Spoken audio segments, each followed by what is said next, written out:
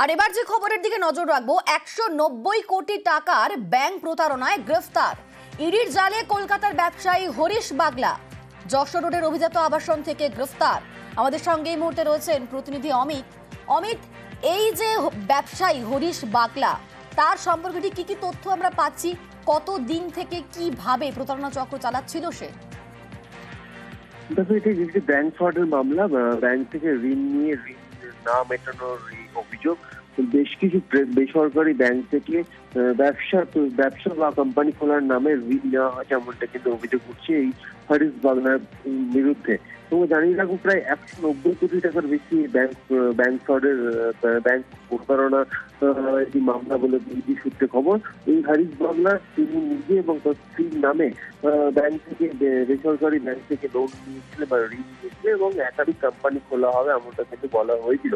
সেখানে ইডি সূত্রে অভিযোগ যে প্রায় 30টির উপর কোম্পানির এখনো পর্যন্ত হদিশ পাওয়া যায় বা তারা নাম পেয়েছেন যে কোম্পানিগুলো অস্তিত্ব আছে কিনা বা সেই কোম্পানিগুলোর টার্ন ওভার কি বা সেই কোম্পানিগুলোর কার্যকারিতা কি, সমস্ত কিছু এমন তদন্ত করে দেখা হচ্ছে। তবে গতকাল এই যশোর রোডে অভিজাত আবাসন থেকেই হরিশ বাগলায় গ্রেপ্তার করা হয়েছে। তবে তোমাকে জানিয়ে রাখবো, এই যে কোম্পানিগুলোর কথা বলা হচ্ছে, বেশ কিছু ঠিকানা ইতিমধ্যে ইডি আধিকারিকরা পেয়েছিলেন।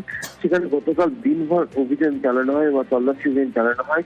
বিভিন্ন নথিপত্র তারা ইতিমধ্যে বাজেয়াপ্ত করেছে এবং কালকে রাতেই তাকে গ্রেপ্তার করে রাত্রি 11:20 নাগাদ তাকে ব্যাংশন কোর্টে নিয়ে আসা হয়েছিল এবং প্রায় মধ্যরাত বলা যেতে পারে, প্রায় 12:30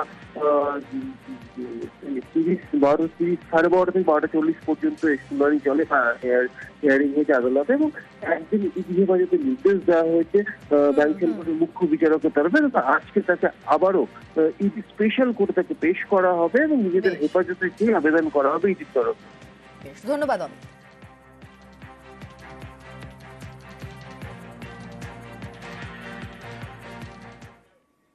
খেজুরিতে 2 বিজেপি কর্মীর মৃত্যুতে সিআইডি তদন্তের নির্দেশ কলকাতা হাইকোর্টের।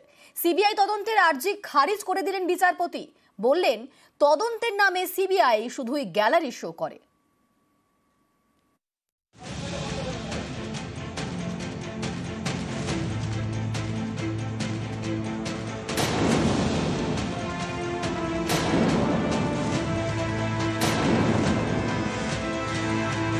পূর্ব মেদিনীপুরের খেজুরিতে 2 বিজেপি কর্মীর মৃত্যু। এই ঘটনা তদন্তভার সিআইডির হাতে তুলে দিল কলকাতা হাইকোর্ট।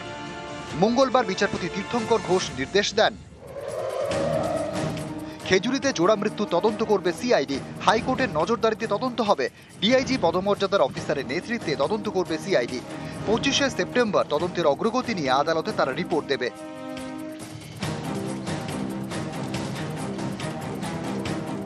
এই জোড়া খুনে সিবিআই তদন্তের দাবিতে মামলা দায়ের হয় কলকাতা হাইকোর্টে।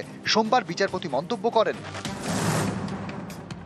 তদন্তের নামে সিবিআই কিছুই করে না, সিবিআই শুধু গ্যালারি শো করে। খেজুরিতে বিজেপি কর্মীর মৃত্যুর মামলা সিবিআই তদন্তের উপযোগী নয়। 2 রকমের ময়না তদন্তের রিপোর্ট আছে। হাইকোর্টের নজরদারিতে সিআইডি তদন্ত চললে মামলাকারীদের পক্ষে সেটা অনেক ভালো হবে। আমরা প্রথম থেকে বলেছিলাম যে এটা খুনি করেছে এবং পরিকল্পিতভাবে এটা খুন করেছে। আমাদের বিচারপতি সেখানে কিন্তু সিআইডির তদন্তের দায়িত্বভার দিয়েছেন এবং ডিজিকে নিয়ে সঙ্গে দায়িত্বভার দিয়েছেন। কিন্তু আমরা প্রথম থেকে দাবি এখনো পর্যন্ত করছি, এই মুহূর্ত পর্যন্ত করছি যে আমরা সিবিআই তদন্ত চাই। যে অর্ডারটা হয়েছে তাতে উনি সিআইডিকে ডাইরেকশন দিয়েছেন এবং রাজ্য সরকারেরও সিআইডি ইনভেস্টিগেশনে খুব যে আপত্তি আছে সেরকম তো নয়। সত্যিকারের তারা কিভাবে খুন হয়েছে, তাদের খুনের পিছনে এক্স্যাক্টলি কি সিচুয়েশন আছে, তাতে নিজেদের দলের কোনো ইন্ধন আছে কিনা সেই সবটাও তো খতিয়ে দেখা দরকার। সবটা মাথায় রেখেই সিআইডিকে বলা হয়েছে তদন্ত করতে এবং পিরিয়ডিক রিপোর্ট চাইবেন, আদালতের পিরিয়ডিক রিপোর্ট দিতে হবে সিআইডিকে, তো সিআইডি সেটা দেবে। 12 জুলাই পূর্ব মেদিনীপুরের খেজুরিতে একটি অনুষ্ঠানের পর 2 বিজেপি কর্মীর দেহ উদ্ধার হয়, সুধীর চন্দ্র পাইক এবং সুজিত দাস। বিজেপি দাবি করে এই দুজনকে খুন করা হয়েছে। এরপর 2 বিজেপি কর্মী 2 বার ময়না তদন্ত হয়, তাতে 2 ধরনের রিপোর্ট উঠে আসে। প্রথম রিপোর্টে বলা হয় বিদ্যুৎ স্পৃষ্ট হয়ে মৃত্যু হয়েছে। দ্বিতীয় ময়না তদন্তের রিপোর্টে লেখা হয় দেহে আঘাতের চিহ্ন মিলেছে। We are not happy. আমি পরিবারকে অনুরোধ করব ডিভিশন বেঞ্চে যাওয়ার জন্য। কোর্ট মনিটরিং সেন্ট্রাল এজেন্সিকে দিয়ে করতে হবে। 2টো বিজেপির লোক হিন্দু লোকের গায়ে পড়বে কেন? অন্য কেউ আহত হলো না কেন? I am not happy. এই পুলিশকে কেউ বিশ্বাস করে না। মহামান্য হাইকোর্ট সিআইডি তদন্তের নির্দেশ দিয়েছে। বিরোধী দলনেতারাই তো কখনো তারা সিবিআই চান, কখনো সিবিআই এর উপর তারা বিরক্ত হন। এবং মানুষ বুঝে গেছে যে কেন্দ্রে বিজেপি থাকার দরুন সিবিআই কে চাপ দিয়ে কিছু ক্ষেত্রে তারা রাজনৈতিক লাভ তোলার চেষ্টা করেন। নিউজ 18 বাংলা। আর এবার যে খবরের দিকে নজর রাখবো, 190 কোটি টাকার ব্যাংক প্রতারণায় গ্রেফতার ইডির জালে কলকাতার ব্যবসায়ী হরিশ বাগলা। যশোর রোডের অভিজাত আবাসন থেকে গ্রেফতার। আমাদের সঙ্গে এই মুহূর্তে রয়েছেন প্রতিনিধি অমিত। অমিত, এই যে ব্যবসায়ী হরিশ বাগলা, তার সম্পর্কে কি কি তথ্য আমরা পাচ্ছি? কত দিন থেকে কিভাবে প্রতারণা চক্র চালাচ্ছিল সে? দেখো, এটা একটি ব্যাংক ফ্রডের মামলা।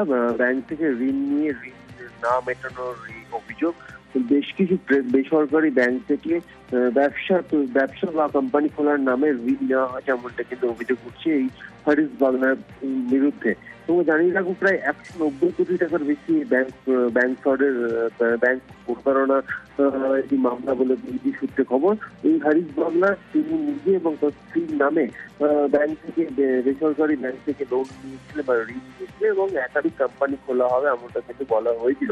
সেখানে ইডি সূত্রে অভিযোগ যে প্রায় 30টির উপর কোম্পানির এখনো পর্যন্ত হদিশ পাওয়া যায় বা তারা নাম পেয়েছেন যে কোম্পানিগুলো অস্তিত্ব আছে কিনা বা সেই কোম্পানিগুলোর টার্ন ওভার কি বা সেই কোম্পানিগুলোর কার্যকারিতা কি, সমস্ত কিছু এমন তদন্ত করে দেখা হচ্ছে। তবে গতকাল এই যশোর রোডে অভিজাত আবাসন থেকেই হরিশ বাগলাকে গ্রেপ্তার করা হয়েছে। তবে তোমাকে জানিয়ে রাখবো, এই যে কোম্পানিগুলোর কথা বলা হচ্ছে, বেশ কিছু ঠিকানা ইতিমধ্যে ইডি আধিকারিকরা পেয়েছিলেন।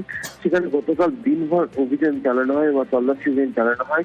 বিভিন্ন নথিপত্র তারা ইতিমধ্যে বাজেয়াপ্ত করেছে এবং কালকে রাতেই তাকে গ্রেপ্তার করে রাত্রি 11:20 নাগাদ তাকে ব্যাংকশাল কোর্টে নিয়ে আসা হয়েছিল এবং প্রায় মধ্যরাত বলা যেতে পারে, প্রায় 12:30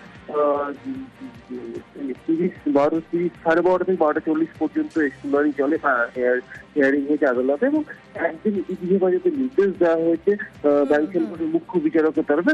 আজকে তাকে আবারও ইডি স্পেশাল কোর্টে তাকে পেশ করা হবে এবং নিজেদের হেফাজতে গিয়ে আবেদন করা হবে ইডির তরফে। ধন্যবাদ অমিত।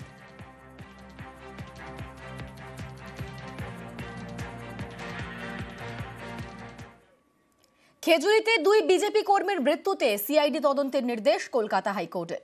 সিবিআই তদন্তের আর্জি খারিজ করে দিলেন বিচারপতি। বললেন, তদন্তের নামে সিবিআই শুধুই গ্যালারি শো করে।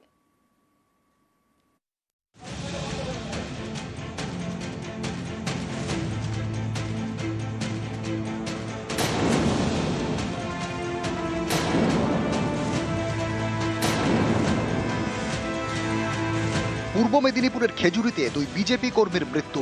এই ঘটনা তদন্তভার সিআইডির হাতে তুলে দিল কলকাতা হাইকোর্ট। মঙ্গলবার বিচারপতি তীর্থঙ্কর ঘোষ নির্দেশ দেন, খেজুরিতে জোড়া মৃত্যু তদন্ত করবে সিআইডি। হাইকোর্টের নজরদারিতে তদন্ত হবে। ডিআইজি পদমর্যাদার অফিসারের নেতৃত্বে তদন্ত করবে সিআইডি। 25শে সেপ্টেম্বর তদন্তের অগ্রগতি নিয়ে আদালতে তারা রিপোর্ট দেবে।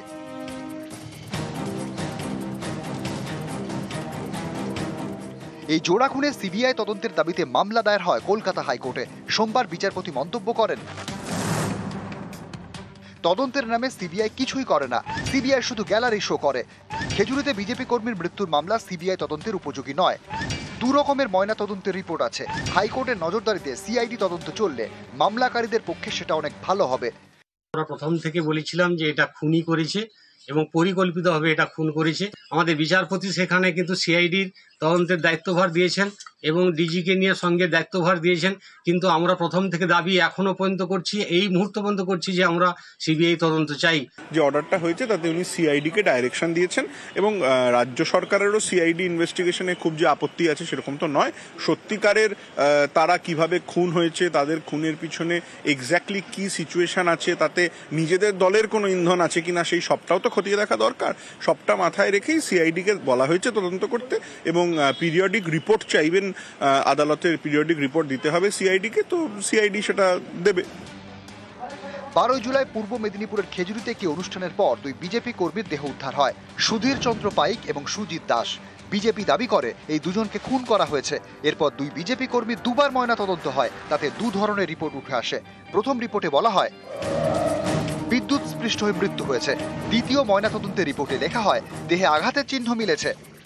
We are not happy. আমি পরিবারকে অনুরোধ করব ডিভিশন বেঞ্চে যাওয়ার জন্য। কোর্ট মনিটরিং সেন্ট্রাল এজেন্সিকে দিয়ে করতে হবে। দুটো বিজেপির লোক হিন্দু লোকের গায়ে পড়বে কেন? অন্য কেউ আহত হলো না কেন? I am not happy. এই পুলিশকে কেউ বিশ্বাস করে না। মহামান্য হাইকোর্ট সিআইডি তদন্তের নির্দেশ দিয়েছে। বিরোধী দলনেতারাই তো কখনো তারা সিবিআই চান, কখনো সিবিআই এর উপর তারা বিরক্ত হন, এবং মানুষ বুঝে গেছে যে কেন্দ্রে বিজেপি থাকার দরুন সিবিআই কে চাপ দিয়ে কিছু ক্ষেত্রে তারা রাজনৈতিক লাভ তোলার চেষ্টা করেন। নিউজ 18 বাংলা।